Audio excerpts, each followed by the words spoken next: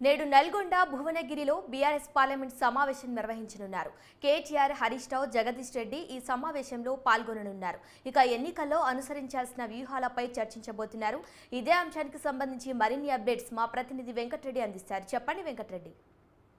Good morning Sirisha. ఇక నల్గొండ జిల్లాలో రాజకీయం రోజు రోజుకు వేడెక్కుతుంది. పార్లమెంటు ఎన్నికల సన్నాహక సమావేశాల పేరుతో ఇప్పటికే కాంగ్రెస్ పార్టీ మొన్నటి రోజున మట్టపల్లిలో అయితే భారీ బహిరంగ సభ ఏర్పాటు చేసింది. నిన్నటి రోజున కేసీఆర్ పర్యటనతో పాటు ఇటు బీఆర్ఎస్ లో జోష్ నింపే ప్రయత్నం చేయగా ఈ రోజు తాజాగా కేటీఆర్ పర్యటనతో పాటు నల్గొండలో బీఆర్ఎస్ పార్లమెంటరీ సమావేశ సన్నివేశానికి కూడా పూర్తి స్థాయిలో బీఆర్ఎస్ శ్రేణులు కూడా సమాయత్తం అవుతున్నాయి.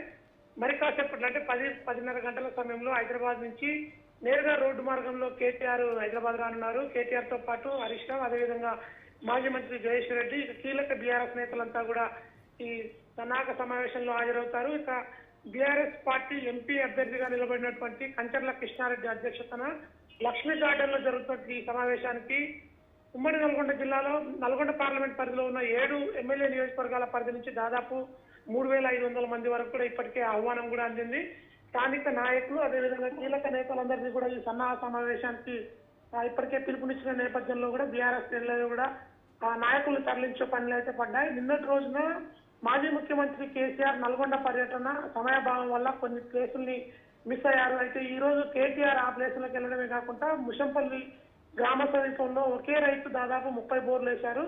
బోర్ల రామరెడ్డిని కలిసేందుకు కూడా ప్రణాళిక సిద్ధం చేసుకున్నారు. మరొక వైపు ఇక సమీపం గ్రామాల్లో ఉన్నటువంటి ఎండిన పంటల్ని పరిశీలించడమే కాకుండా బీఆర్ఎస్ పార్టీలో జోష్ నింపే దిశగా అయితే కార్యక్రమాలు చేపడుతున్నారు.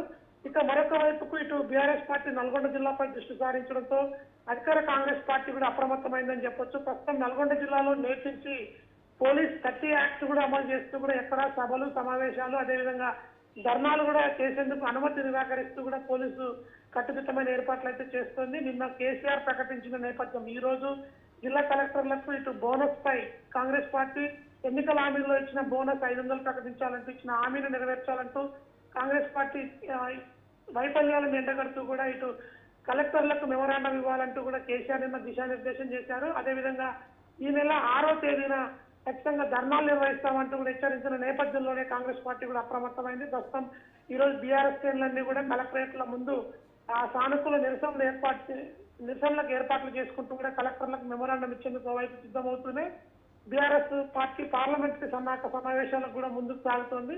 ఈ నేపథ్యంలో రోజు రోజుకు నల్గొండ జిల్లాలో అయితే రాజకీయం వేడెక్కుతుందని చెప్పొచ్చు Shirisha. Okay Venkatareddy, thank you.